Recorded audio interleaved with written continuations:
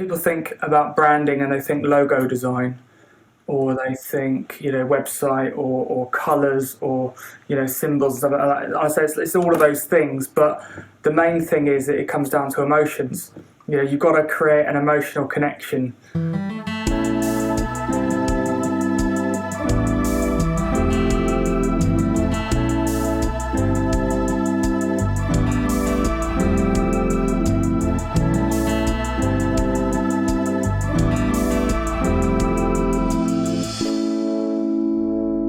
Welcome, David. Hello. Thanks for sharing some time with us. No worries.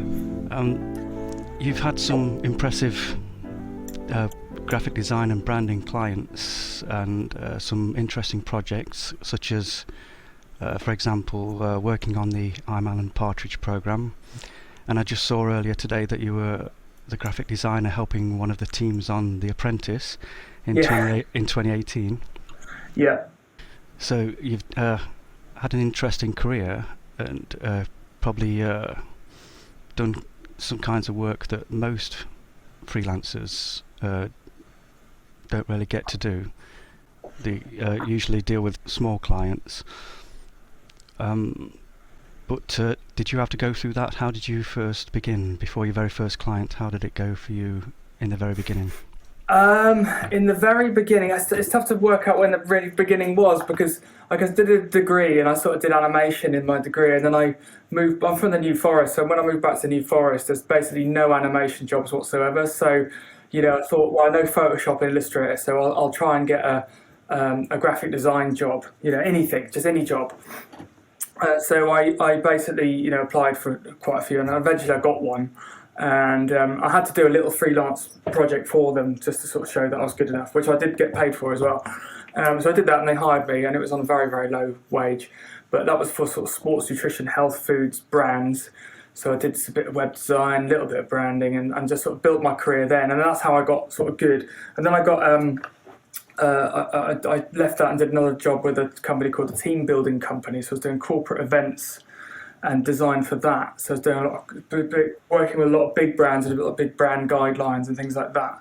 But I noticed their website was teambuilding.co.uk. So I thought that was brilliant. That's exactly what they do in their URL.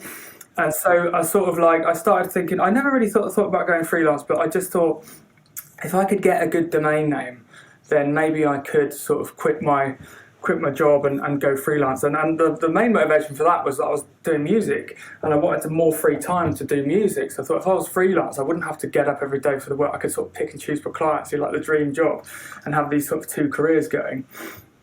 So what I was looking for web domain names, and I found a guy that had freelancegraphicdesigner.co.uk, but he had another website.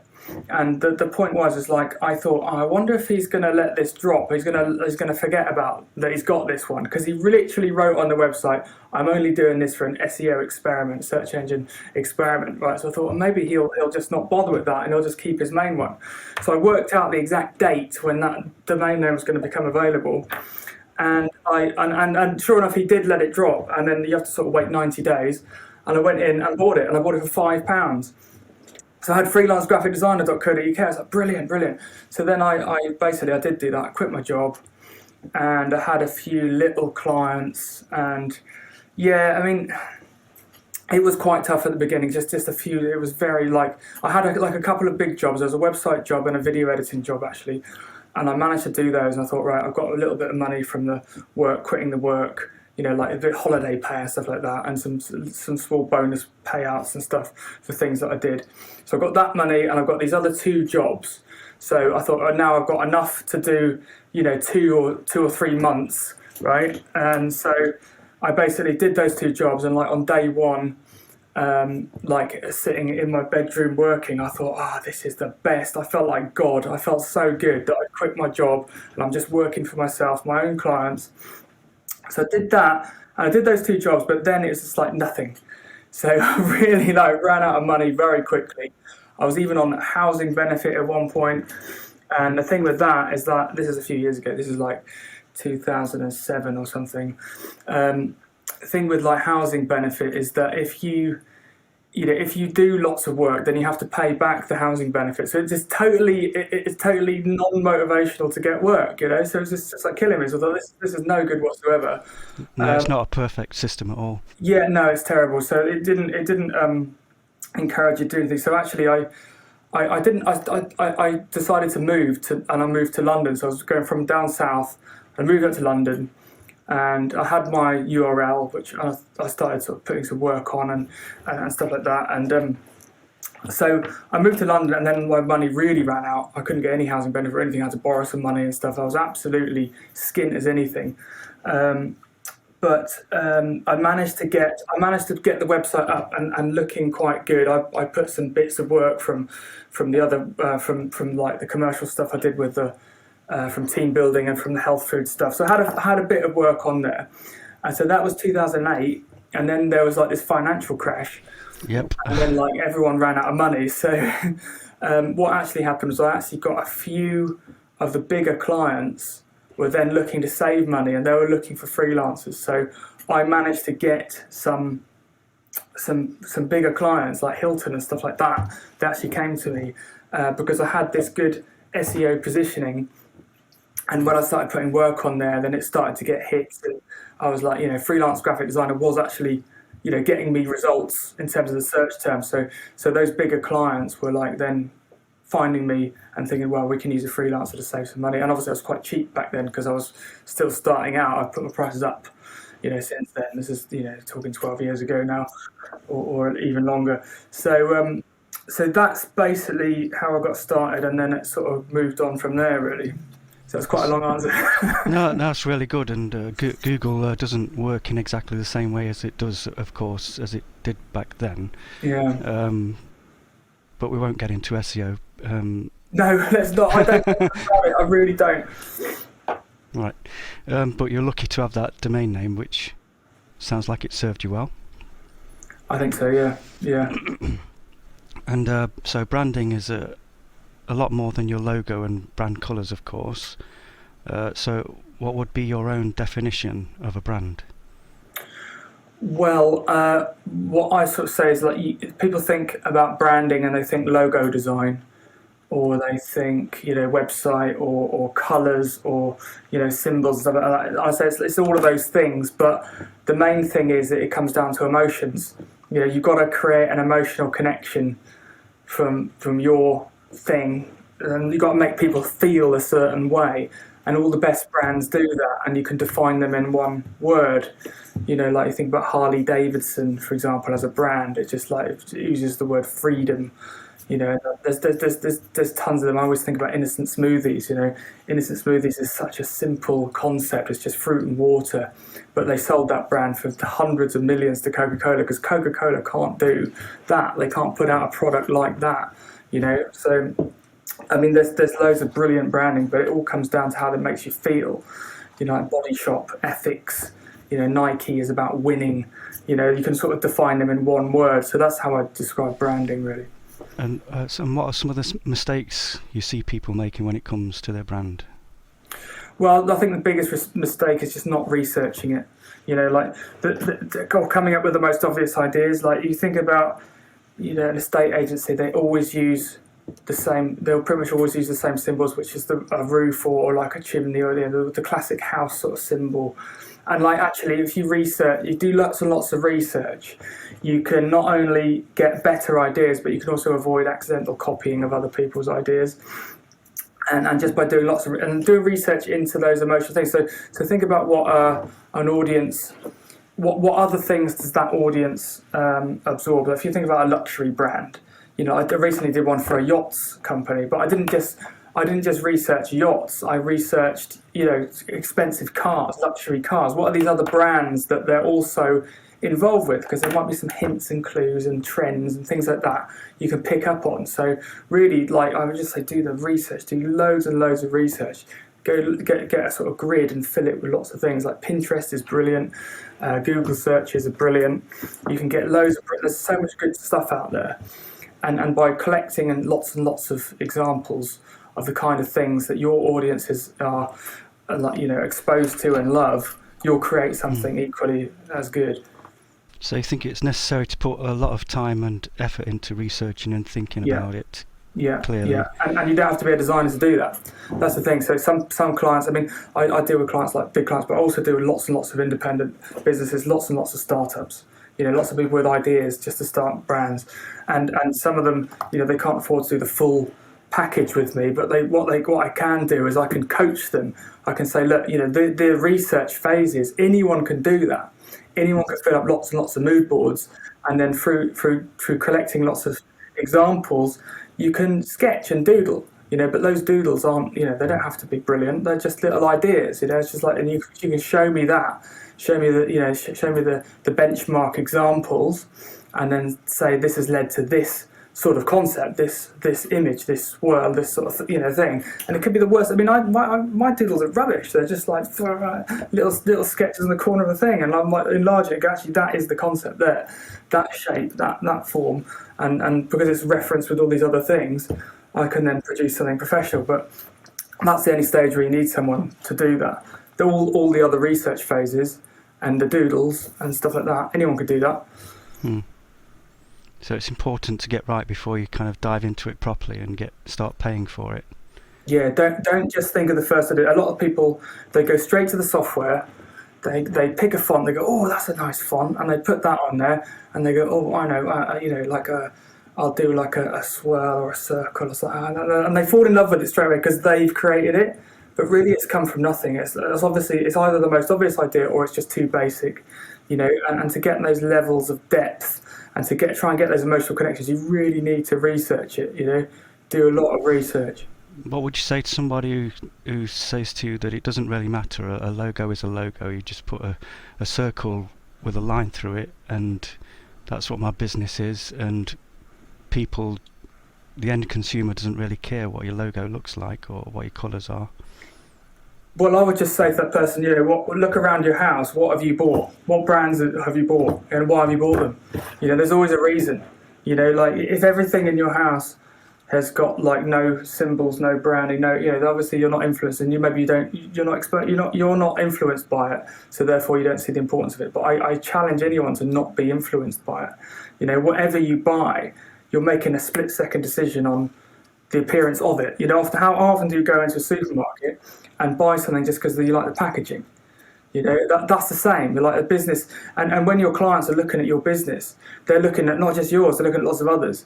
So you want them to have those instant feelings of like, yeah, I want to go with those guys. I don't know why, but I like the look of them. I like what they're saying, and all that is branding. And if you put little effort into it, that's going to show up. Clients will see that, and they'll go with one of your competitors. Yeah, very good. So talking about money, I'm sure at least one listener is wondering how much creating their brand properly will cost. What kind of investment can they expect, and are there ways for someone with little or no budget to at least get started on the right foot? Yeah, like I said, I do work with people with smaller budgets, and I say it's always a balance of time and money. So the bigger clients come in and they want me to do it all, and they don't have the time. They just say, look, we need you to present all the ideas, we need you to do the research, but they've got the money. And the things, the balance of time versus money is always better to spend money to save time. Like the rich and successful people, they spend money to save time because they know that time, you never get that back. No matter how much money you spend on it, you will get that back, especially if you're investing in design and branding. That'll come back tenfold. So it's not only that you'll get the money back, you'll get it back massively. But the time you'll never get back. But if you do have a tight budget, and I work with people with a lot of tight budgets, I say to them that I'll coach them into how to doing this research phases. And I'm developing a package now just for individual startups, because I'm a startup still. I'm a single person. I know what it's like. I know how difficult it is, especially now. So I've got this system where if you're willing to put the time in, that can save you money because it saves me time. So I don't have a charge for it. So I can coach you. I can get you to those phases of branding, and I can talk about the research. And if it's going a little bit awry, or if I think you've missed an opportunity to do something, I'll say, look, how about researching these areas and then presenting those ideas, and I'll get you to be creative and through this process sketch an idea, and when I see it's something right, then I can then just charge for that, for just putting that result. And that can be varied. It can be something very simple, in which case it would be quite quick, or it could be something more illustrative, and then so there's no real set cost for it because it's a piece of artwork at the end of the day. There's no cost. It's like saying how much does a car cost? Right. You could spend whatever you want. You could spend 50 quid on a car. Mm-hmm. And you say this program you're putting together right now, or is that? Yeah, I've done it with a few people. There's been this this Thailand themed confectionery company that I work with, and there's another couple as well. I can't think of them off the top of my head, but and they've done all these phases, and they put in a lot of time, and the more time they put in, the better the result. So they'll just come to me with the final idea then. Whereas the bigger companies they might say, we've got a basic idea, we've got some competition, and we want to be like this and this. They might come up with the words and the terms, but they don't have any visuals. So it's up to me to put together the mood boards, and then through the mood boards, you do some analysis of it, and I take them through this journey of the directions, and I get them to make a lot of the creative decisions as well, so they can feel like it's their thing as well. And then we do the final branding, and there's lots of different iterations and stuff like that. And there's nothing online that I've seen. I suppose somebody would just contact you and ask you about it at the moment. How do you mean? If somebody was interested in doing that with you, they would just contact you and ask you about it? Yeah, sure. Yeah, I mean, I just, people, I get all sorts. I used to have a live chat on my website. I've taken it off temporarily because I'm just too busy at the moment. But they were either getting live chat, WhatsApping, phone calls, emails. There's a contact form. Some people Skype me. So really, I get lots of different ways, and I try and respond as quickly as possible because I hate it when people don't respond to my emails quickly. So yeah, even if it's just sorry, I'm really busy, but I will get back to you. Give them a time when I get back to them, or organise a session like this. Yeah, I know already that you're very busy. You seem to always have a lot of things on. Yeah. I mean, especially at sort of March time. I mean, it did get quiet because of the COVID thing and everything. And December's usually quite quiet. So I do appreciate at the moment it's a difficult time for lots of people. But then again, like last time on the financial crash, 2008, freelancers and individuals kind of benefited if you can get in there. Like these big companies, they still need this stuff done. They still need what you can offer, and if you can offer a more competitive package than an agency or a bigger company, there's money to be made. There's work out there. Maybe even more so these days. It seems to be a trend growing for large companies to outsource at least some of their kind of work to freelancers. It seems to be a growing trend over the last couple of. Yeah. Maybe COVID-19 helped a bit to kind of push that. It's changed the landscape for sure, especially in terms of working from home. Now, I've been doing it for a long time, and even before COVID, I was doing meetings like this. I was doing screen share sessions so they could share my screen. It was just much more effective than me going all the way across London. It'll take you a couple of hours, and by the time you get through the tubes and everything, it's pretty knackering doing that, going across London, having meetings. So I was doing these sorts of things anyway, just because there were much more time. So now more people are used to it. They realise the benefits of it. COVID has changed so much, and part of the reason why I've now left London and I've moved down to Bournemouth, back sort of near where I'm from, because I don't need to be in London, and it's like, it just makes more sense. So is branding a one-time thing? As in, you get it all in place and it's done, or is it more of an ongoing consideration? Well, I think if you get your core values right, say this is what we stand for, right? These things, and these are the emotions that we want to hit, and every email, phrase, picture, and the design of the logo and the colours and stuff like that. Now, over time, you'll find it will evolve and change. And sometimes you might have to do a rebrand. You might have to think, actually, we've worked out what our customers are now, and they're actually more like this. So it would make more sense, we make more money if we rebranded now to fit that demographic and those emotions now. So that's why companies rebrand. I mean, it's always a big challenge, it's always a bit scary to do a rebrand, but ultimately, you don't really see companies rebrand and then go, oh, that didn't work, I'll go back to the old brand. They always move forward, so no matter how scary it is. The other thing is that, especially smaller businesses, they don't think too much about this is going a little bit off topic, but I want to mention this because it's really important. Like they have a name for their business or their business idea, but they never actually research to see if it's got a copyright or trademark on it already. And I've seen people like they're so confident about their name and they're like, yeah, this is our name. And I just like after about 5 minutes searching on IPO intellectual property office, I find that it's trademarked, so you can't use it. And it's like the whole world collapses, like the whole business collapses.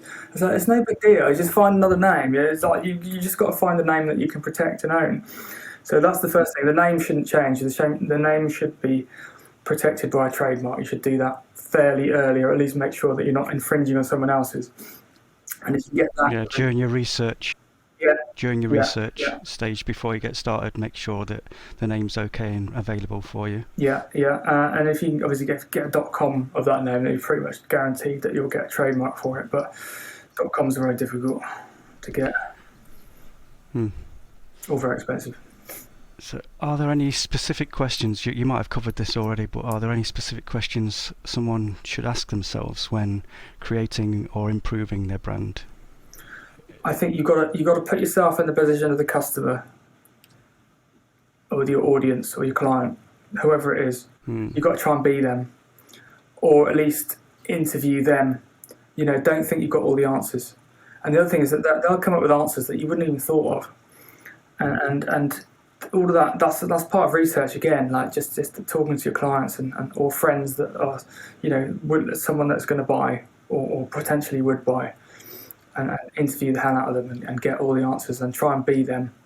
Don't be too arrogant. Don't be too in your own, opinion. Like be open. Be receptive to change. Be receptive to the idea that you might not be right about it. That your instincts are not right initially.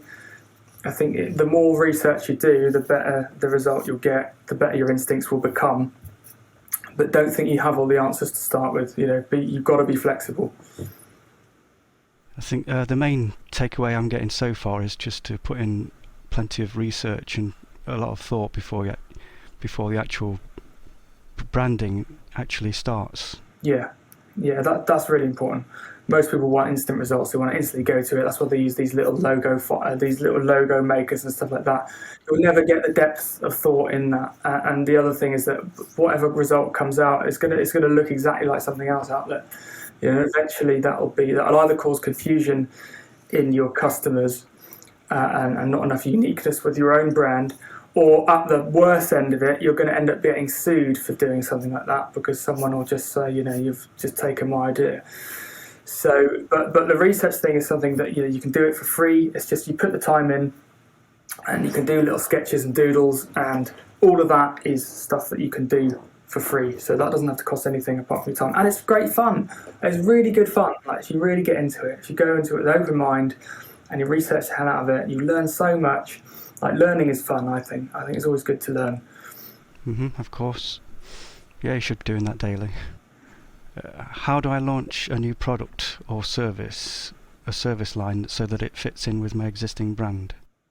So if you're creating, if your initial first brand has got a set of brand guidelines and like these core values, and you understand your audience, it shouldn't be too difficult to create other things under it or as part of a suite, because you know all those things already. You know who you're talking to. Like if, let's say, it's a body shop, or if I don't know, like Nike or some of these big brands, they create a sub brand or a product. They know, how it's going to look. They know what they want to achieve with it. I mean, if you look at a pharmaceutical company, they make up like toothpaste brands and stuff like that a lot of the time, and they're just names and sort of like they'll go with a feature and they'll really hammer that feature. Like with toothpaste, they might go, right, we need something that's going to create the freshest breath, and it's going to be all about that. That's probably how like Aquafresh came about, and all the brand is consistent with that. So they know that people that are looking for that particular product, they'll hit that, So I think that what you've got to think of is, if you're doing something underneath your own brand, think of what that new feature is and make that the focus. of all the language and all the visuals, all that sort of stuff. So it's very clear. But then, you can have it linked to your own brand in subtle ways, the typography, the colours. I'm not sure if you can answer this or not, but how do you increase brand recognition? Yeah, it's quite a big question. I mean, 'Cause it's not exactly your core area, is it? yeah, I mean, again, you got to just reinforce the values of that brand, and I guess if you can do it in an emotional way, you'll see like big companies doing things for charity, but they think, well, they're obviously losing a lot of money by doing that, but because they're causing a good thing and good waves, then even if it's cost them a lot, actually the splashback from all the promotions and people sharing it and saying, oh yeah, this is great, they've provided clean water in this African village and stuff like that. And that sort of thing can obviously enhance. So you can do charity things. You can do things that people will naturally share on social media. Is the ultimate. If you're a musician doing free gigs and getting people to upload their footage and stuff like that. And that's what social media's changed everything really. And I think the more genuine it is, the better. So you can be a bit rough and ready with the videos if it's genuine. So. I think that would be the way to do it. Just anything that's aligned with the core values of your brand or your business, and any demonstration of doing good, or just anything that people could share. It could be something really funny that people will share, but some just sort of shareable content on social media. And the other thing is just being friendly and just being like, okay, so what I do a lot of it emailing on LinkedIn. I just check in with people, and add people, and I'm not trying to market myself. I just genuinely want to make connections. I mean, I think that's how me and you connected. I just sent messages out and talking to people, and that sort of doing that over a consistent and a long period of time. People come back to you. People have emailed me going, oh, you emailed me, but it was like from 3 years ago from me doing this. So it all counts. It all helps. It all builds up. What's the most important thing to think about when doing your branding? The very most important thing. Well, I just go back to the core values and the emotions that you want to hit. How do you want people to feel? Just say that. Get to that feeling, get to that emotion as quickly as possible. Keep asking questions until you get to an emotion, and you go, right, that's it. Thanks again for joining us, Dave. Some great insights into the world of branding. What's the best way for the listener to learn more about you or contact you? Have a look at the website, freelancegraphicdesigner.co.uk. I've got an Instagram account. I don't use it that much. I should do. But Instagram, Facebook, LinkedIn I use a lot. So David Pugh on LinkedIn or freelancegraphicdesigner.co.uk. And all the details are on there. So get in touch. Great stuff. Thanks, Dave. Thank you. I'll speak to you soon. Thank you too for listening or watching. I hope you found it useful. For more freelancer help, content, services, or to become a member for more benefits and resources, visit aspectavenue.com. You can find any links mentioned in this episode along with other helpful information in the show notes or the YouTube description and on this episode's page at aspectavenue.com. If you like The Freelancer's Friend, please like, review, subscribe, leave a comment if watching on YouTube or the website, and please share the podcast with your freelancer friends. Until next time, remember, you can work alone, but not be on your own with The Freelancer's Friend. Bye for now.